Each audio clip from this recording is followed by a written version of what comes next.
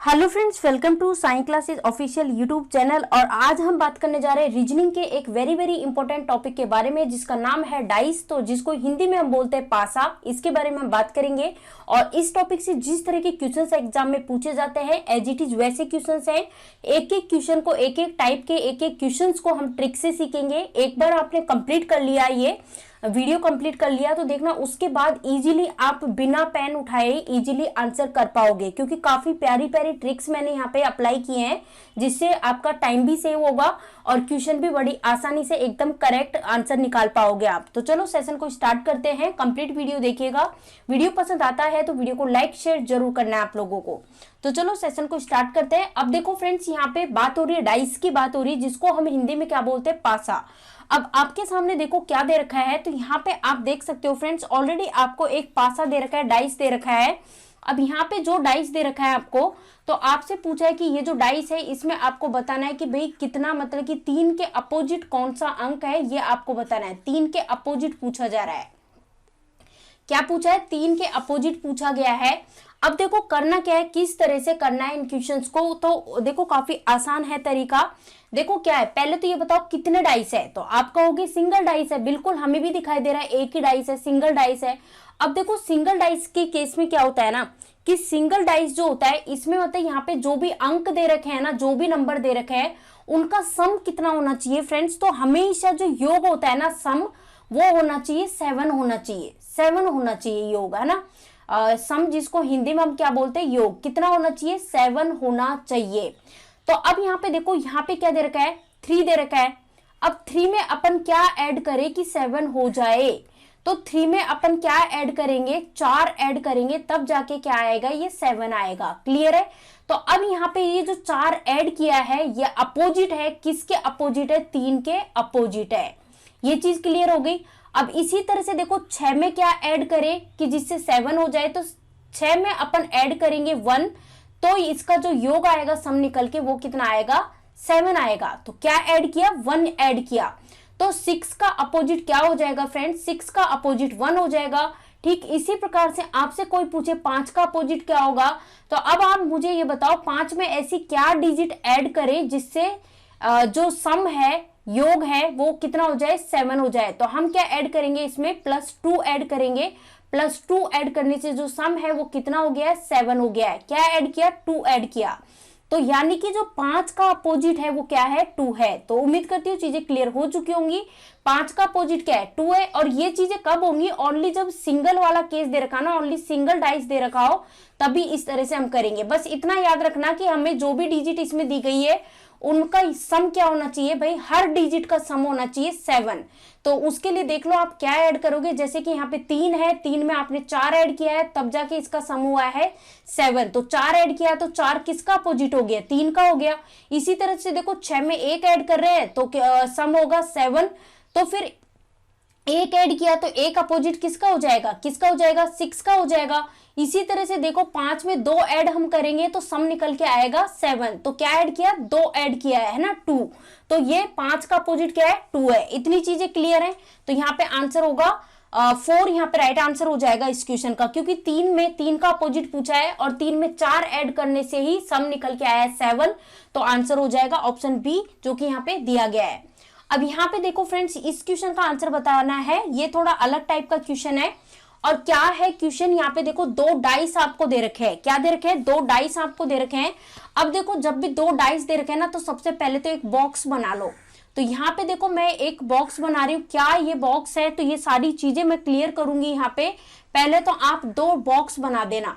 देखो ये 2 बॉक्स बना दिए और इनमें कितने कॉलम बना दिए, 3 कॉलम बना दिए, 2 रो बना दी। तो देखो ये तो पहले वाले का है और ये दूसरे वाले का है। जैसे ये अपना हो गया पहला वाला और ये अपना हो गया दूसरा वाला। क्लियर है? अब यहाँ पे देखो फ्रेंड्स, एक चीज आपको नोट करनी है। क्या कॉमन, देखो इसमें कॉमन क्या है, कॉमन। तो देखो इन दोनों के अंदर मैंने कॉमन देखा तो एक एक सिंगल नंबर कॉमन है। सिंगल नंबर कॉमन कौन कौन सा है, 3 कॉमन है। तो इन दोनों में ही मैंने क्या लिख दिया, 3 लिख दिया। ये लिख दिया मैंने 3। अब क्या करना है, देखो ऐसे क्लॉकवाइज डायरेक्शन में चलते चलो। 3 के आगे क्या आया, 5 आया। तो मैंने फर्स्ट वाले, अब देखो फर्स्ट वाले बॉक्स की बात कर रहे हैं, तो फर्स्ट वाले बॉक्स में 3 के बाद क्या आया, 5। तो मैंने इस बॉक्स में लिख दिया 5। फिर और आगे बढ़े क्लॉकवाइज तो 5 के आगे क्या है 2, तो मैंने यहाँ पे लिख दिया 2, क्लियर है। और उसके बाद वापस आ गया 3, तो इस तरह हो गया। अब हम बॉक्स 2 की बात करते हैं तो कॉमन अपना क्या था 3 से फिर आगे क्लॉकवाइज डायरेक्शन में अपन मूव कर रहे हैं तो क्या आया 1, तो यहाँ पे मैंने लिख दिया 1। उसके बाद आगे और बढ़े हम तो फिर क्या आया 4, तो यहाँ पे मैंने लिख दिया 4। इतनी चीजें मैंने लिख दी है यहाँ पे। अब देखो यहाँ पे जो चीज लिखी है ना, जैसे कि यहाँ पे देखो 5 के साथ क्या लिखा है मैंने यहाँ पे 1, तो ये दोनों एक दूसरे के अपोजिट हो चुके हैं, यानी 5 का अपोजिट कोई आपसे पूछे तो आप जल्दी से आंसर कर दोगे 5 का अपोजिट क्या है 1। इसी तरह से 2 का अपोजिट पूछे तो यहाँ बॉक्स में देखिए 2 के साथ क्या लिखा हुआ है 4 लिखा हुआ है, तो आप इजीली कह दोगे कि 2 का अपोजिट क्या है 4 है। या फिर यूं कहें उल्टा पूछे 4 का अपोजिट क्या है तो 2 है, इस तरह से कर दोगे आप, ये तो इजीली काम कर दोगे क्योंकि ये नंबर आपस में एक दूसरे के अपोजिट है। लेकिन यहाँ पे देखो 3 का कॉमन दे रखा है, क्या दे रखा है 3 कॉमन दे रखा है, तो अब इसमें क्या करोगे, ये सबसे बड़ी समस्या हो गई भाई। 3 है तो 3 का कॉमन मतलब 3 का अपोजिट 3 तो हो नहीं सकता, तो इस केस में फ्रेंड्स आपको करना क्या है, देखो यहाँ पे जो भी कॉमन आएगा ना, मतलब इसका जो अपोजिट होगा ना, जो भी अपोजिट इसका होगा वो क्या होगा, एक न्यू नंबर होगा, क्या होगा नया नंबर होगा। तो यहाँ पे मैं क्या लिख सकती हूँ, यहाँ पे मैं लिख दूं न्यू नंबर, क्या लिख दूं न्यू नंबर। अब न्यू नंबर कौन सा, जैसे मान लो मैं इसके लिए ऑप्शन सेट करती हूँ यहाँ पे, जैसे मान लो मैंने ऑप्शन ए में दे रखा है 1, ऑप्शन बी की मैं बात करूं तो इसमें मैंने 2 दे दिया, फिर ऑप्शन सी की मैं बात करूं तो फ्रेंड्स ऑप्शन सी में मैंने 3 दे दिया, और ऑप्शन डी की मैं बात करूं तो इसमें मैंने 7 दे दिया। तो देखो यहाँ पे न्यू नंबर से मतलब क्या है, ऐसा नया नंबर जो इन दोनों ही, जो पहला ये बॉक्स है मतलब पहला जो ये डाइस है और दूसरा डाइस है, इन दोनों ही बॉक्स के नंबर में से नहीं हो,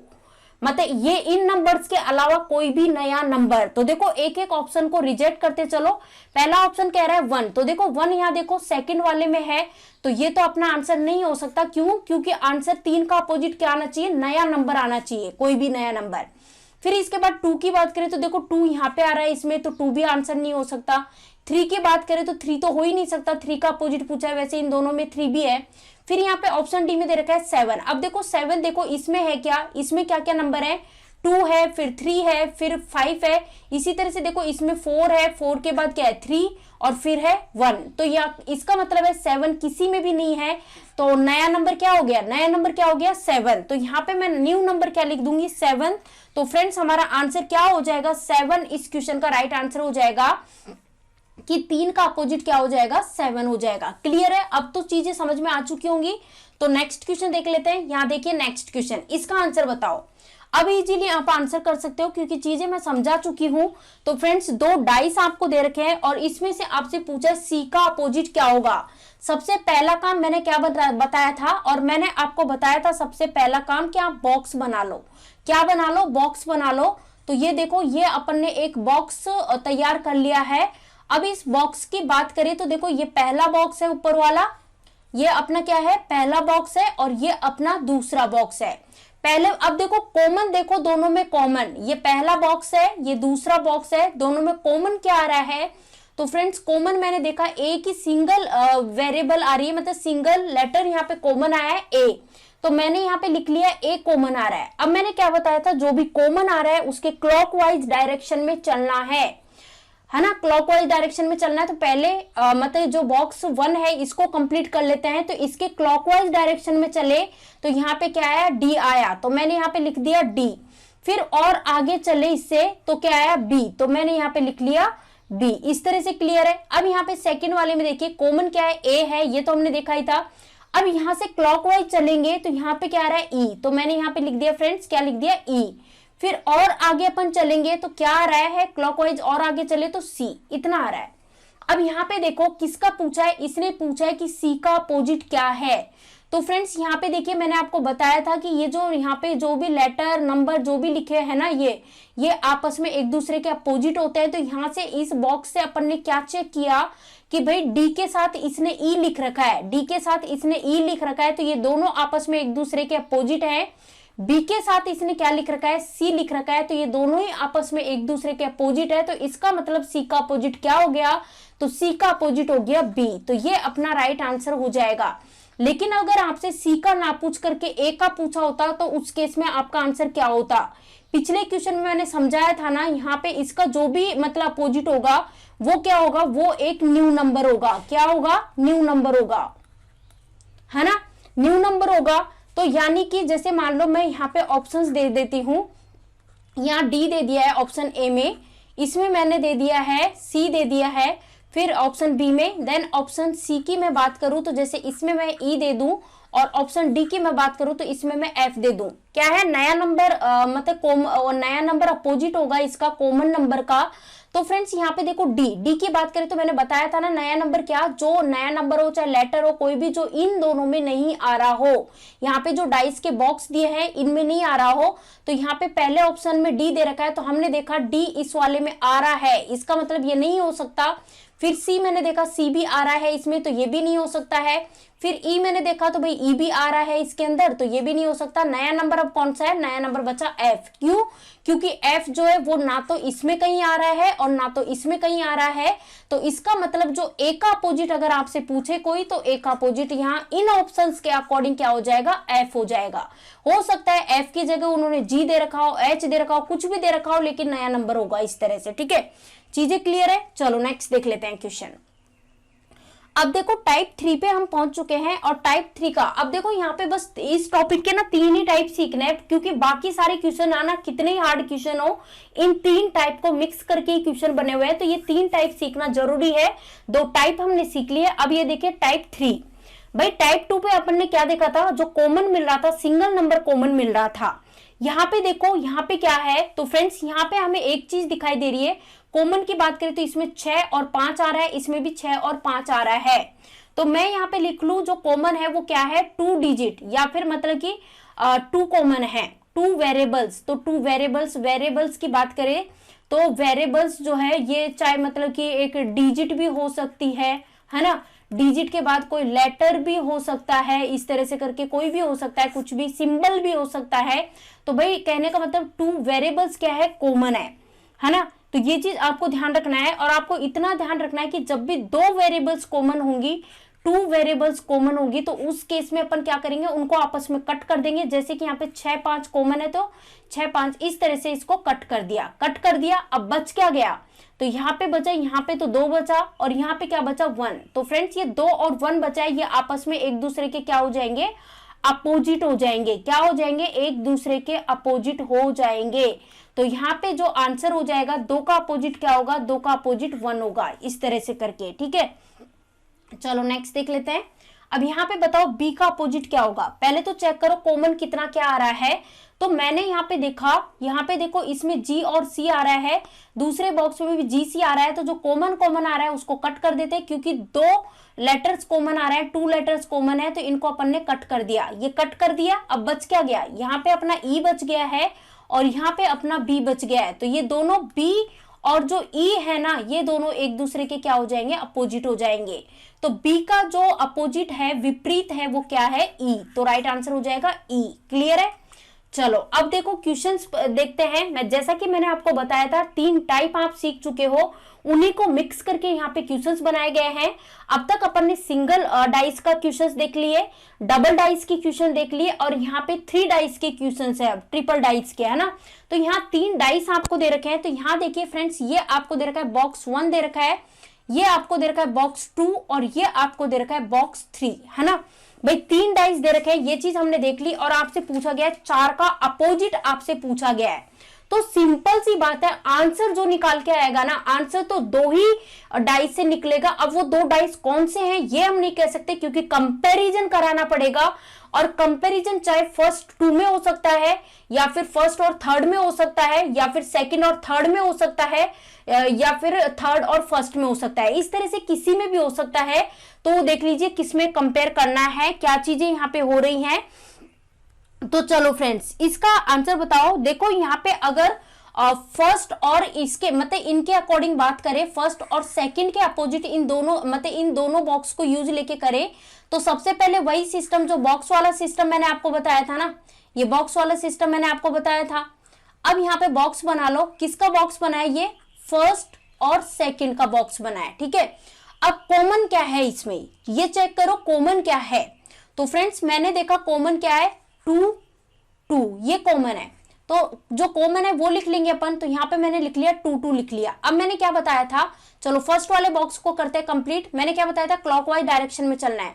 इसके क्लॉकवाइज में चले तो यहाँ पे 6 लिख दिया, आगे क्लॉकवाइज में चले आगे बढ़े तो यहाँ पे मैंने 5 लिख दिया।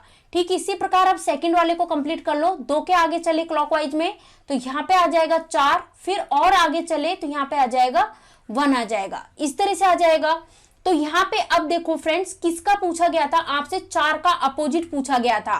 तो यहाँ पे देखो ये दोनों क्या है, ये मतलब कि ये जो नंबर लिखे हुए हैं ये आपस में एक दूसरे के अपोजिट होते हैं। कहने का मतलब जैसे 6 के साथ क्या लिखा हुआ है, 6 के साथ 4 लिखा हुआ है ना, तो 6 के साथ 4 लिखा हुआ है तो 6 और 4 एक दूसरे के अपोजिट है। और 5 के साथ क्या लिखा हुआ है, 5 के साथ 1 लिखा हुआ है तो ये दोनों एक दूसरे के अपोजिट है।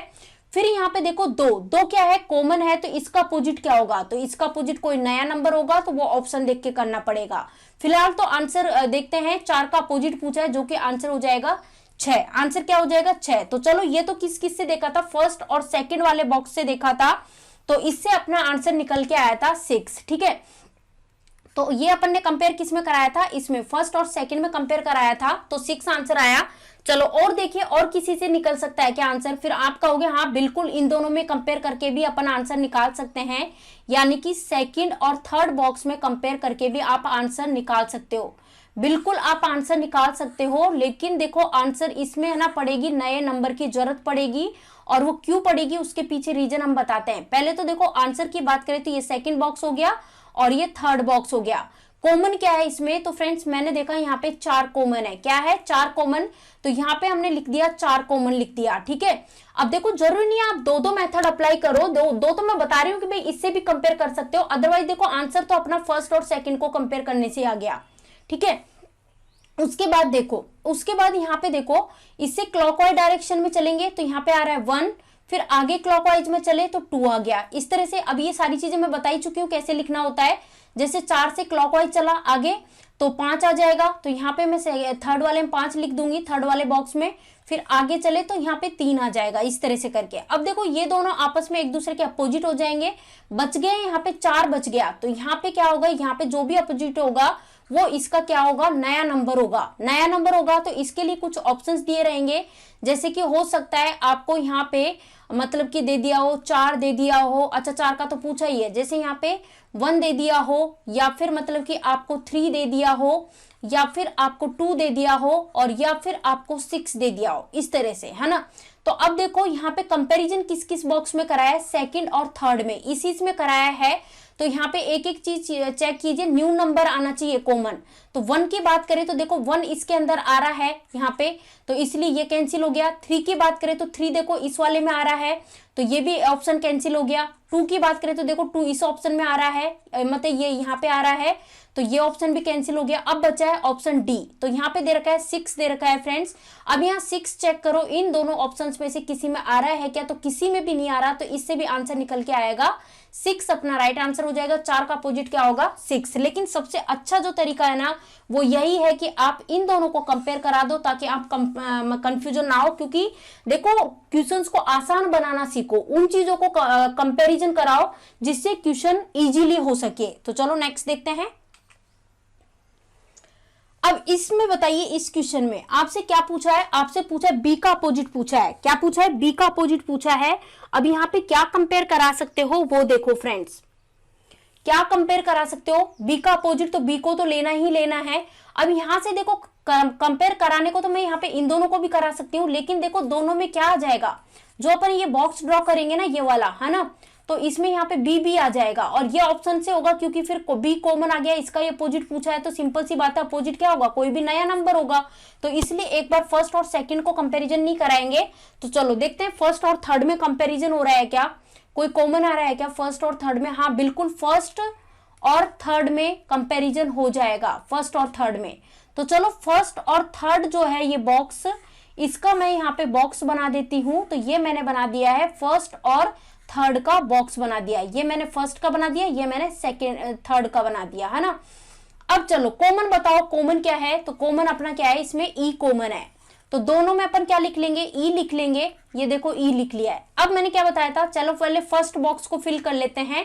क्लॉकवाइज चलना है, तो यहाँ पे क्लॉकवाइज चले तो ई के आगे चले तो बी आया, और बी से आगे बढ़े तो बी से आगे क्या आया, एफ आया, तो यहाँ पे मैंने लिख दिया। अब थर्ड वाले बॉक्स को करते हैं, तो थर्ड में क्या दे रखा है यहाँ पे, ई कॉमन है, तो ई के आगे हम बढ़े तो सी आ रहा है, और सी के भी आगे हम बढ़ रहे हैं तो यहाँ पे डी आ रहा है। इतनी चीजें क्लियर हो चुकी है। अब आपसे क्या पूछा था, बी का अपोजिट पूछा था, तो देखो यहां से आप इजीली कर सकते हो, आंसर सी हो जाएगा। बी का अपोजिट क्या हो जाएगा, सी हो जाएगा, इस तरह से करके, ठीक है, सी आंसर होगा इसका। अब इस क्वेश्चन को चेक कीजिए, यहाँ पे 4 डाइस दे रखे हैं फ्रेंड्स, चार दो, चाहे 5 दो, चाहे 6 दो, कंफ्यूजन तो होना ही नहीं है, क्योंकि आपको माइंड में एक चीज सेट करनी है कि कंपैरिजन तो 2 डाइस के बीच ही होगा, कोई से भी वो 2 डाइस हो सकते हैं इन चारों में से जिनमें कंपैरिजन होगा, जिनसे आसानी से क्वेश्चन निकल सकता है।